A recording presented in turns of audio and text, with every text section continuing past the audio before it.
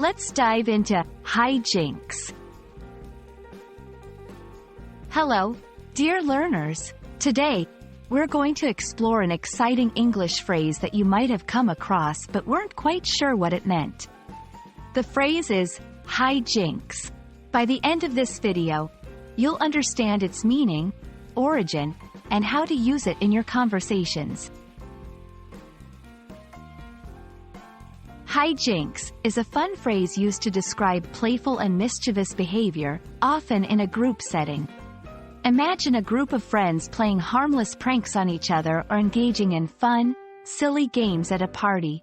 That's High Jinks. For example, the kids were up to their usual high jinks at the party, playing tricks and chasing each other around. Every year at the office holiday party, there are always some high jinks that make everyone laugh. You might be wondering, where does this quirky phrase come from? Well, High Jinks has its roots in an old drinking game from the 17th century. Players would roll dice, and the loser had to perform a dare or pay a penalty, often taking a drink. Over time, the term evolved to represent any form of playful mischief or antics, not just those related to drinking games. Now that you know what High Jinks means and its origin, let's see how you can incorporate it into your conversations. 1. The summer camp was full of high jinks and laughter. 2. My cousins and I were known for our high jinks during family gatherings.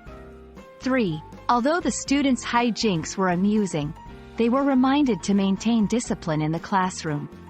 Remember, it's mostly used in a positive or light-hearted context, describing fun and playful behavior. And that wraps up our exploration of the phrase, High Jinks. Now, when you hear or read this term, you'll know exactly what it means and the playful, fun context behind it. We hope this video has been enlightening, and we encourage you to add High Jinks to your vocabulary to describe those light-hearted, mischievous moments. Happy learning!